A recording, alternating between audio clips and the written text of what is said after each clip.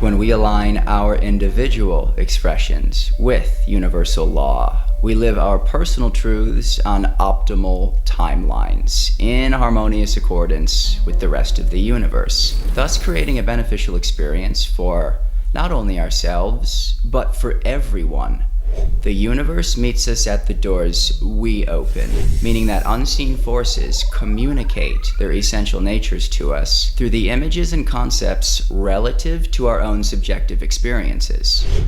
Years ago, an old friend of mine, we'll call her Mary, told me that a sex demon attacked her in her sleep. Mary is a devout Christian woman, and in her case, unprocessed trauma was manifesting in her mind as a literal ghoul-like figure holding her down against her free will. Now, does this make Mary insane? No. But is there a deeper reality underlying her subjective experience? Absolutely.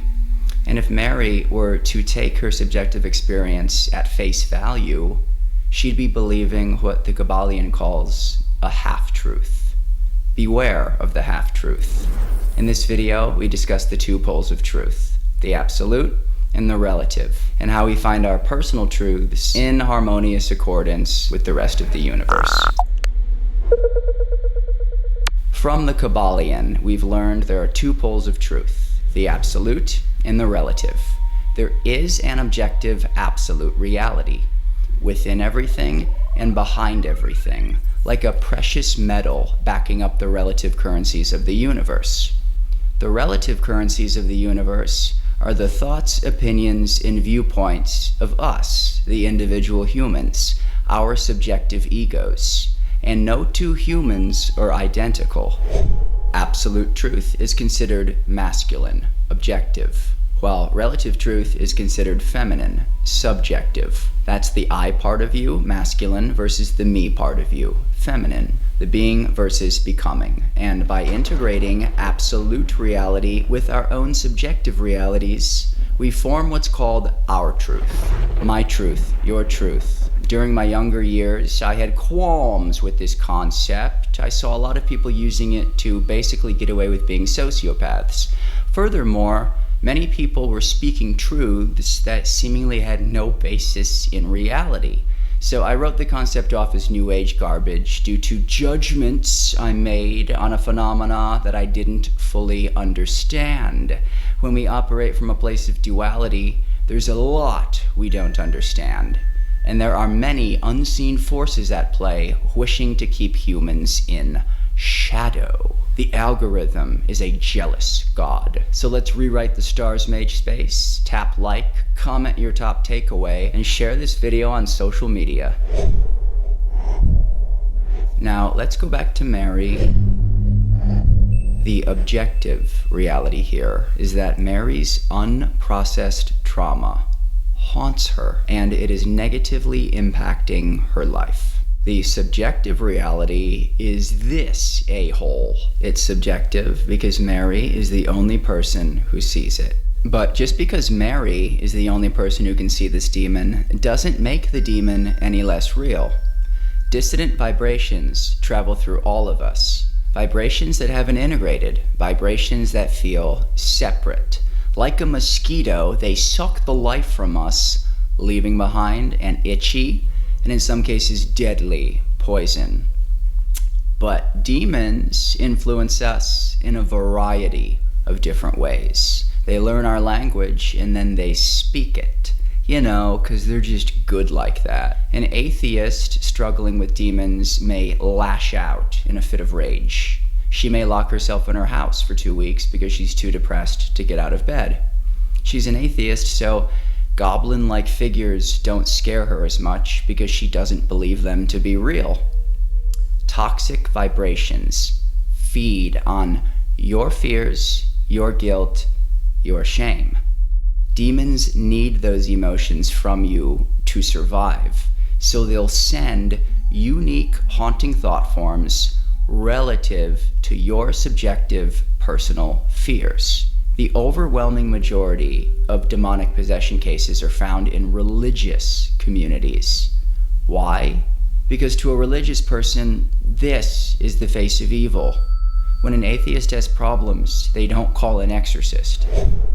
It can be difficult knowing what absolute truth is in a world of relative egos. Here's the good news though, you are not alone on this journey. In fact, countless people over the course of human history have dedicated their lives to finding absolute truth. Even so, we still don't have the full picture, but we do know a lot. And when we apply what we do know, it always makes a tremendously positive impact on our lives. So, how do we develop the highest expression of our truth? One grounded in absolute reality, yet bearing the unique stamp of who we are as an individual.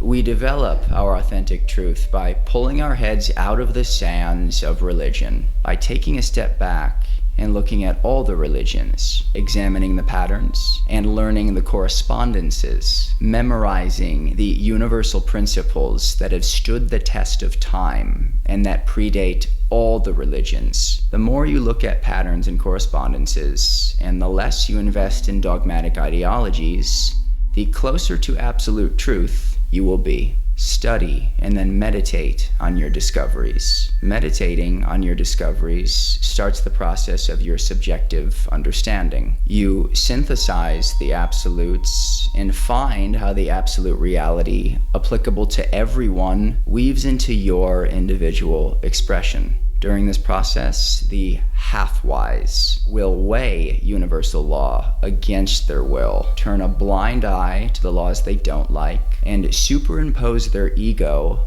onto the absolute. Many people are half-wise, and when the half-wise speak their truth, it usually sounds insane. From the Kybalion, the half-wise, recognizing the comparative unreality of the universe, imagine that they may defy its laws. Such are vain and presumptuous fools, and they are broken against the rocks and torn asunder by the elements by reason of their folly. The truly wise, knowing the nature of the universe, use law against laws, the higher against the lower, and by the art of alchemy, transmute that which is undesirable into that which is worthy, and thus triumph. Mastery consists not in abnormal dreams, visions, and fantastic imaginings or living, but in using the higher forces against the lower, escaping the pains of the lower planes by vibrating on the higher. Transmutation, not presumptuous denial, is the weapon of the master. The truly wise craft their will in harmonious accordance with the universe. When we align our expression with life-giving vibrations, thy will and God's will become the same thing. Mary couldn't see the objective reality behind her subjective experiences. Any human subscribing to one religion that they believe in completely is not grounded in reality. And this is why religious zealots always sound insane. They project subjective experiences as if they were absolute. I don't hang with Mary much anymore because Jesus told Mary that without him, she will surely burn in hell. And because Jesus said this to Mary, Mary now says this to everyone.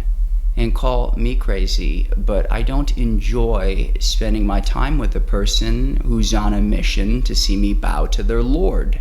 Look at all the paths, learn universal law, and then engage in spiritual practices that speak to you without falling into the trap of thinking your chosen path is the one and only absolute. Subscribe for more keys to unlocking your spiritual shackles. Like and comment so more people can find this information. Stay courageous, and thank you for watching.